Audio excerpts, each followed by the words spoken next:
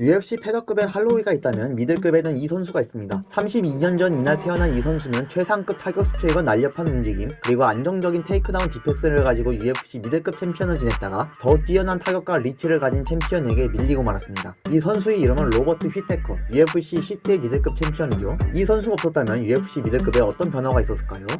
우선 웰터급에서 랭킹 바뀌었기 때문에 영향은 없었을 것이고요. 미들급으로 월장한 후에도 중상위 랭커들로 랭킹만 조금 변할 뿐입니다. 쭉 올라가서 2017년 당시에 랭킹 3위였던 호날두 소우자 선수부터 우선 보겠습니다. 당시 소우자 위에는 마이클 비스핑, 요엘 로메로, 루크 라콜드가 있었으며 바로 아래에 크리스 와이드먼, 게가드 무사시가 있었습니다. 와이드먼과 무사시가 2017년 4월에 경기를 치렀기 때문에 휘테커가 없었을 경우에 당시 2연승이었던 소우자는 상위 랭커인 로메로와 라콜드가 붙을 수 있습니다. 때마침 로메로는 7월에 휘테커와 잠정 타이틀전을 치렀고 라콜드의 직전 경기는 비스핑에게 KO당해서 벨트를 잃은 경기였으므로 로메로와 소우자의 잠정 타이틀전이 치러진다 치고 이야기를 계속해보겠습니다. 두 선수의 1차전에서는 로메로가 이기긴 했지만 반칙의 판정 논란이 있었는데요. 주짓수 베이스이면서도 의외로 레슬링에 소질이 있는 소우자였기 때문에 2차전이 열렸을 시 로메로의 광폭한 타격을 잘 막아내고 그라운드로 넘어갔다면 타이틀전과 인연이 없었던 소우자가 잠정 챔피언이라도 될 수 있었을 겁니다. 다만 UFC 커리어 내내 KO 패가 없었던 로메로를 상대로 판정으로 이겼거나 미친 탄력과 파워의 소유자인 로메로가 역으로 잠정 챔피언이 되었을 수도 있습니다.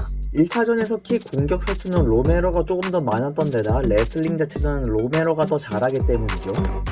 이제 로메로가 한 번 더 이긴 걸로 가정하고 얘기를 해볼까요? 비스핑이 생피에르에게 벨트를 뺏기고 생피리 형이 그대로 은퇴했으므로 번번이 석연찮은 이유로 벨트를 놓쳤던 로메로 형님은 UFC 최초의 두꺼비 챔피언이 되었을 것입니다. 하지만 두꺼비 천하는 오래 가지 못했을 텐데요. 바로 다음 경기가 되는 라콜드전이 2018년 2월에 열렸는데 여기서 로메로 형님이 개체량을 실패했기 때문입니다. 실제 경기에선 로메로가 이겼지만 체중을 맞추지 못해서 타이틀전은 공석으로 남았을 겁니다. 그러면 공석이 된 타이틀전을 두고 소우자와 켈빈 가스텔럼이 붙었을 수도 있겠죠?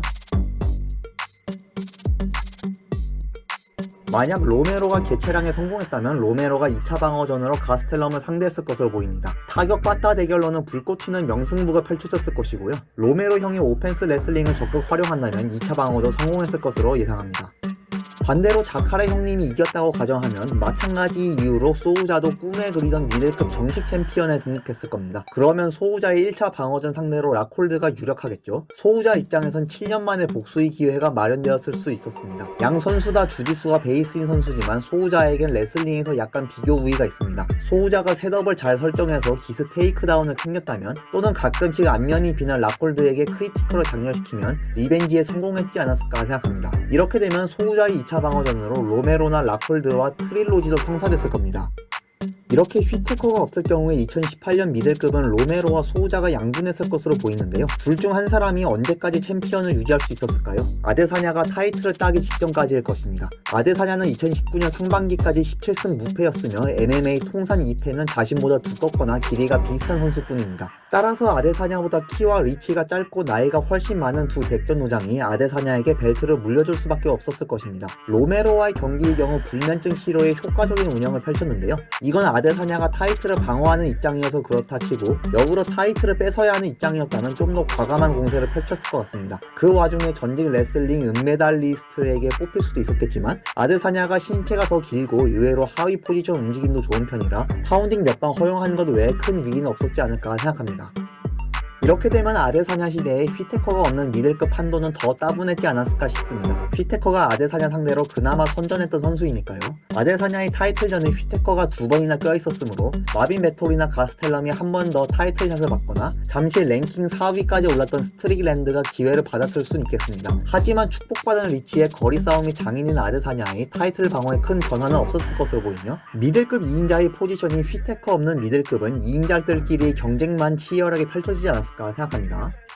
지금까지 보신 바와 같이 휘테커의 존재는 아데사냐의 등극 이전까지 모든 미들급 랭커들을 억누를 만큼 강력했습니다. 비스핀과 생피리형을 거쳐서 공석이 된 탓도 있지만 시원시원하고 빠르고 날카로운 타격을 장착한 휘테커는 로메로나 자카레의 대권 획득을 좌절시킬 정도였습니다. 2022년 12월 현재 휘테커는 여전히 미들급 랭킹 2위 최강자 라인에 있으며 새로운 챔피언 페레이라를 상대로 체격의 열세에도 불구하고 어느 정도 기대를 받을 만한 실력과 위치를 갖고 있는 상황입니다. 휘테커가 태어남으로써 휘테커 휘테커가 UFC에 존재함으로써 페레이라와 아데사냐의 승자 중 한 명의 대항마로서 격투기 팬들의 관심을 모을 수 있었고, 아데사냐도 못 이긴 페레이라를 휘테커가 어떻게 상대할 수 있을지, 혹은 패더급의 할로웨이처럼 같은 챔피언에게 3번 도전할 수 있을지 여러모로 미들급의 흥미를 높이고 있는 선수임은 부정할 수 없을 것입니다.